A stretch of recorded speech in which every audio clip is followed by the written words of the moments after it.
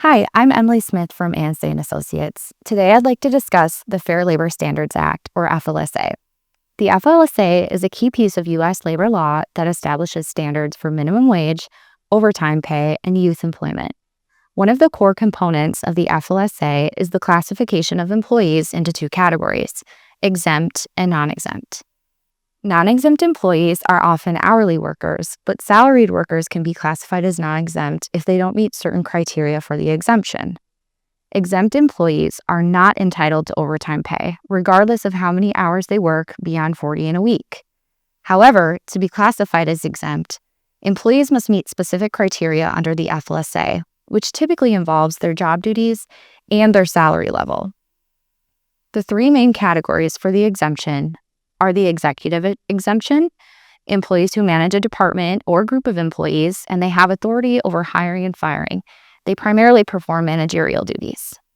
The administrative exemption is employees whose job duties involve office or non-manual work related to the management or general business operations of the company. They must also exercise discretion and independent judgment.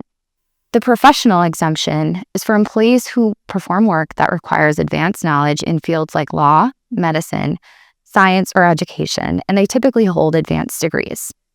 Additional exemptions apply to positions in computer systems and outside sales, as well as highly compensated individuals performing non-manual work. To qualify for the exemption, employees must generally be paid on a salary basis rather than hourly, and their salary must meet a minimum threshold set by the Department of Labor. You may recall proposed changes to this salary threshold in late spring of 2024, but ultimately that rule was vacated in a federal district court. The current minimum salary threshold is $684 per week, or $35,568 per year. Keep in mind, the exemptions do not apply to manual laborers or other blue-collar workers who perform work involving repetitive operations with their hands, physical skill, and energy.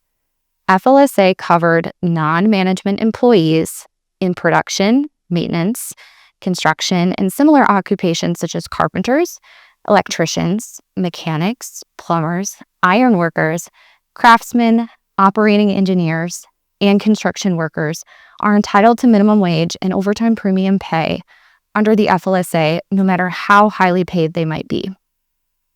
The key differences to remember between exempt and non-exempt employees is overtime compensation eligibility, salary versus hourly compensation, and their job duties. Understanding these classifications is crucial for ensuring employers comply with wage and hour laws and for helping employees understand their rights regarding pay and overtime.